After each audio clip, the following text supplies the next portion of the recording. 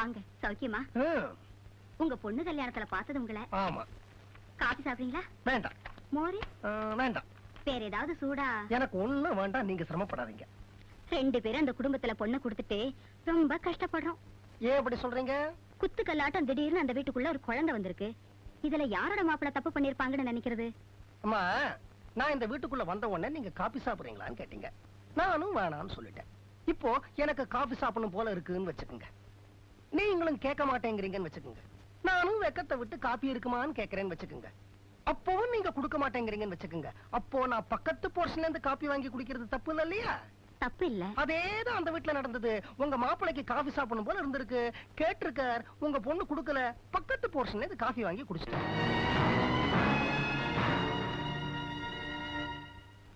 எதுக்கு அனாவசியமான பேச்சு? நான் தூதுவனாத்தான் வந்தேன். வந்த வேலையை முடிச்சுக்கிறேன். உங்க மாப்பிளை 2ஆம் கல்யாணம் பண்றதா முடிவு எடுத்திருக்கிறாரு. உன் புருஷன் தாமா. சாதாரணமா ஊர் உலகத்துல 2ஆம் கல்யாணம் பண்ணிக்கிறதா இருந்தா முதல் பொண்டாட்டிக்கு தங்கச்சிங்க யாராவது இருந்தா அவங்களுக்கு முதலிடம் கொடுக்கறதா வழக்கம். உனக்கு 2 தங்கச்சிங்க இருக்காங்க. அந்த 2 தங்கச்சியில ஒன்னையோ இல்ல முடிஞ்சா 2ஐயுமோ கொடுக்க முடியுமான்னு கேட்டுட்டு வர சொன்னார். அதுக்கு தான் வந்தேன். நான் அவரை கோர்ட்ல சந்திக்கிறேன் சொல்லுங்க. அதெல்லாம் நடக்காதும்மா. அவன் சைடு ரொம்ப ஸ்ட்ராங்கா இருக்க. ஒரு மலடியோட குடும்பம் நடத்த சொல்ல எந்த கோர்ட்டுக்கும் அதிகாரம் இல்ல. யார் சொன்னாங்க நான் மலடின்னு? சாதாரணமா குழந்தை பிறக்காதவங்கள ஊர் உலகத்துல மலடின்னு தான் சொல்லுவாங்க. குழந்தை பெற முடியாதவதான் மலடி. நான் பெத்துக்காதவ. அதெல்லாம் கோர்ட்ல செல்லாது. நான் சர்டிபிகேட் காட்டுவேன். என்னன்னு? என்னால குழந்தை பெற முடியும்னு. அப்ப ஏன் பெத்துக்கலன்னு கேட்பானே? என் தங்கைகளை கரையேத்துற வரைக்கும் நான் சம்பாதிக்கணும். அது வரைக்கும் நமக்கு குழந்தை பிறக்க கூடாதுன்னு என்ன பொண்ணு பார்த்தப்பவே கண்டிஷன் போட்டிருக்கேன்னு சொல்லுவேன்.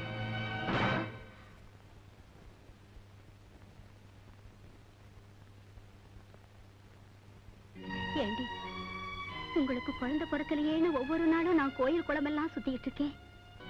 என்னடி இதெல்லாம்? மாப்பிளைய பட்னி போட்டுத்தானா இத்தனை நாள் எங்க வைத்து கழுவின?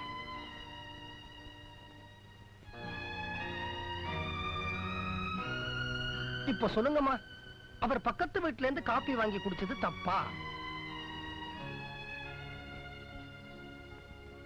தப்பே இல்லைங்க. Very good.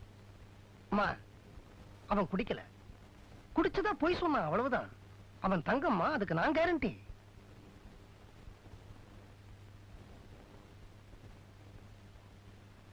அம்மா துர்கா, தங்கச்சிங்களை எப்படியாவது கரையேத்தணும் அப்படின்னு நினைக்கிற உன் நல்ல மனசுக்கு நான் தலை வணங்குறேம்மா. ஆனா அதை நீ தனியா செய்யணும்னு நினைக்கிற? உன் புருஷனோட சேர்ந்து செய்யலாமே. நீ சம்பள பணத்தை அப்படியே கொண்டு உன் புருஷன் கிட்ட கொடு. இத பாருங்க, நமக்கு ஏற்கனவே 2 குழந்தைங்க பிறந்தாச்சு, அதாவது என் தங்கச்சிங்க அப்படின்னு சொல்லு. அப்புறம் அவன் என்ன செய்யறான் பாரு. அவன் ஒருவேளை உன் வேலையும் ராஜினாமா பண்ண சொல்லிட்டு உன்னையும் வீட்டுல ராணி மாதிரி வச்சுக்குவான், உன் தங்கச்சிங்களையும் ராணி மாதிரி வச்சுக்குவான். என்னால ஆம்பளைங்களை நம்ப முடியாது. அவங்க சுயநலவாதிங்க. அம்மா, 100க்கு 10 ஆம்பளைங்க சுயநலவாதிங்க தான். நான் இல்லைங்கல. அவங்களால பொம்பளைங்களுக்கு கஷ்டம் தான், அதுவும் நான் இல்லைங்கல. ஆனா உன்ன மாதிரி 100க்கு 50 பொம்பளைங்க என்ன நினைக்கிறீங்க தெரியுமா? எல்லா ஆம்பளைங்களும் சுயநலவாதியாத்தான் இருப்பாங்கன்னு நினைக்கிறீங்க. அதனால அவங்களுக்கு எதிராக தப்பா முடிவெடுக்கிறீங்க. அவங்களையும் குழப்புறீங்க, நீங்களும் குழம்புறீங்க. பொட்டி எடுத்துக்கிட்டு பிறந்த வீட்டுக்கும் புகுந்த வீட்டுக்கும், புகுந்த வீட்டுக்கும் பிறந்த வீட்டுக்கும் பேயா அலையறீங்க. இது பாருமா, இப்பவே நீ என் கூட வந்தாலும் சரி, இல்ல நாளைக்கு நல்ல நாள் காலையில எழுந்து குளிச்சு தெளிச்சு ஃப்ரெஷ்ஷா தலை நிறைய பூ வச்சுக்கிட்டு அப்பா வந்தாலும் சரி. ஆனா அவனுக்கு காப்பி கொடுக்கிற எண்ணத்தோட வரணும். புரிஞ்சிடுச்சா? அப்பாடா, இப்ப தாமா எனக்கு மனசு சந்தோஷமா இருக்கு. அம்மா, நீங்க இப்ப எனக்கு காஃபி கொடுங்க. குடிக்கிறதுக்குமா? குடிக்கிறதுக்கு.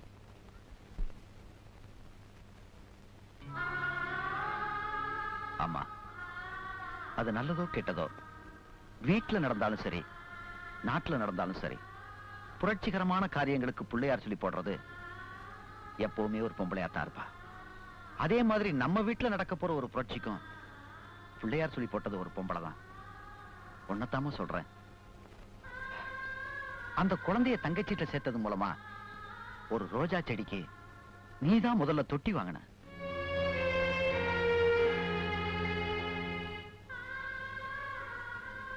குழந்தைய தூக்கிட்டு தங்கச்சிய வெளியில வாசல்ல போக வச்சது மூலமா தம்பி அந்த தொட்டியில ரோஜா செடிக்கு பதியம் போட்டான். இருட்டறையில பழைய சாமானோட பழைய சாமானா இருந்த தங்கச்சிக்கு வெளி உலக வெளிச்சத்தை அவ ரூமுக்குள்ளேயே கொண்டு போனது மூலமா அப்பா நீங்க அந்த ரோஜா செடிக்கு சூரிய வெளிச்சத்தை காட்டினீங்க. பழைய நினைவுகளை தூக்கி எறிய புருஷன் போட்டோவை எடுத்துட்டு புது பாதை காட்டணுன்றதுக்காக கண்ணாடி வச்சது மூலமா என் இன்னொரு தம்பி அந்த ரோஜா செடிக்கு தண்ணி ஊத்துனா. உங்க எல்லாரோட கூட்டு முயற்சியில இப்போ ரோஜா பூத்திருக்கு. அந்த ரோஜாவை பறிச்சு தங்கச்சி தலையில வைக்கிற சின்ன காரியத்தை கூட செய்யலைன்னா நான் இந்த வீட்டுக்கு மூத்த பிள்ளைன்னு சொல்லிக்கிறதுக்கே தாய்க்கல. அதனாலதான் பரன் மேல ஏறி தூசு தட்டி மறுபடி அவ ஜாதகத்தை நான் கையில் எடுத்திருக்கேன். ஏம்பா, தொட்டி வாங்கினவங்க, பதியம் போட்டவங்க, வெளிச்சம் காட்டினவங்க, தண்ணி ஊத்தினவங்க, இவங்களை பத்தி எல்லாம் சொல்லிக்கிட்டே இருந்தா கேட்டுக்கிட்டே இருந்தேன். ஆனா இந்த வீட்டுக்கு ஒரு தொட்டி அவசியம் தேவைன்னு தெரிஞ்சுக்கிட்டு சரியான நேரத்துல வீட்டு வாசல வந்து தொட்டியோ தொட்டின்னு கூவி கூவி வித்தேனே, என்னை பத்தி சொல்லவே இல்லையப்பா. விளையாட்டுல 2வது இன்னிங்ஸ் இருக்கு, கலை உலகத்திலயும் 2வது வாய்ப்பு இருக்கு, அரசியலையும் 2வது ஆட்சி இருக்கு. அப்படி இருக்கும்போது வாழ்க்கையில ஒரு பொண்ணுக்கு மட்டும் 2வது வாழ்க்கை ஏன் இருக்கக்கூடாதுன்னு யோசிக்க ஆரம்பிச்சிட்டீங்க பாருங்க. அதுவே எனக்கு போதும். உன் தங்கச்சியை கூட்டிட்டு வா, மத்தத நான் பாத்துக்கிறேன்.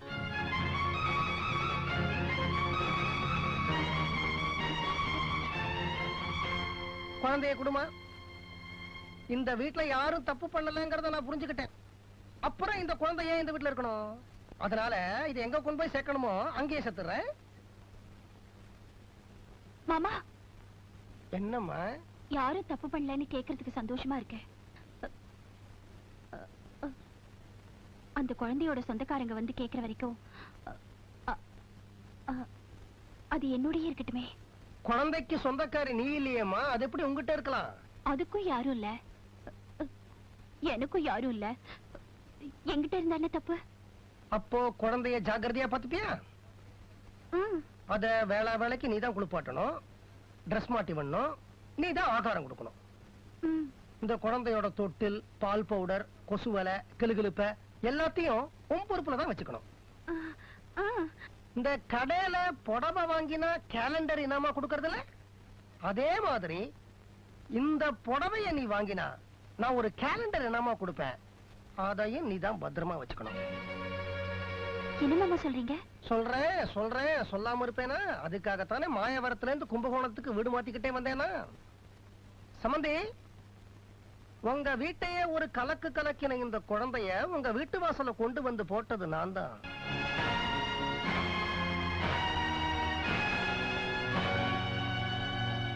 மிஸ்டர் ரமேஷ்,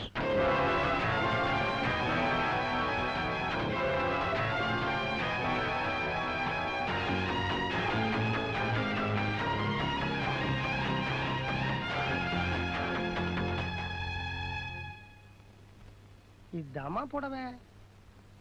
இது குழந்தையோட அப்பா, இவர் தான் கேலண்டர், இவரை தான் நீ நாம வாங்கிக்கணும்.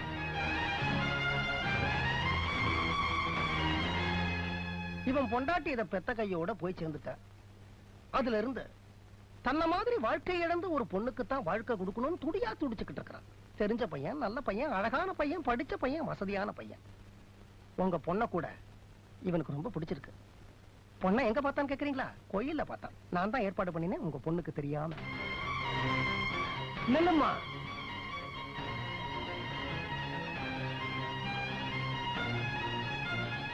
எங்கம்மா போற? நீங்க இதுக்குதான் என் மேல அன்பு காட்டுனீங்கன்னு தெரிஞ்சிருந்தா உங்ககிட்ட நான் பேசிருக்கவே மாட்டேன். மறுபடியும் எனக்கு வாழ பிடிக்கல. வாழ்க்கையில எனக்கு எந்த விதமான பிடிப்பும் இல்ல. எனக்கு வாழ்க்கையே பிடிக்கல, எனக்கு வாழ பிடிக்கல. என்னம்மா காது குத்துற? வாழ பிடிக்காத உனக்கு நான் லெட்டர்ல உன்னை பத்தி விசாரிக்காதது மனசுல எப்படிமா அவ்வளவு பெரிய பாதிப்பை ஏற்படுத்திச்சு? உன் ரூம் பார்த்தேனம்மா, வாழ பிடிக்காத ஒரு ரூம் மாதிரி தெரியலையே.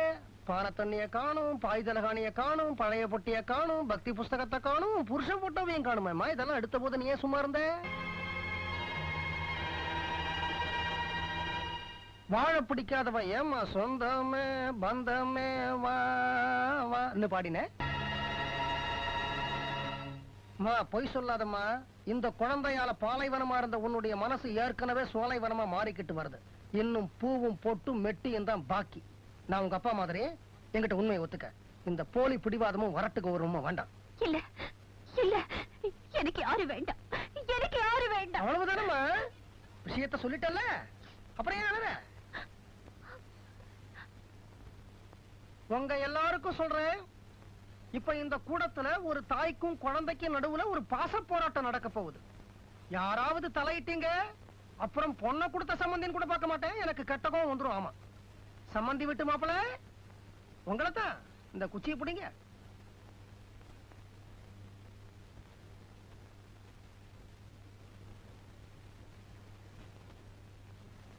இந்த குழந்தைய நீ கையில எடுத்தா இதோட அப்பாவை கல்யாணம் பண்ணிக்க நீ சம்மதிச்சிட்டேன்னு அர்த்தம்.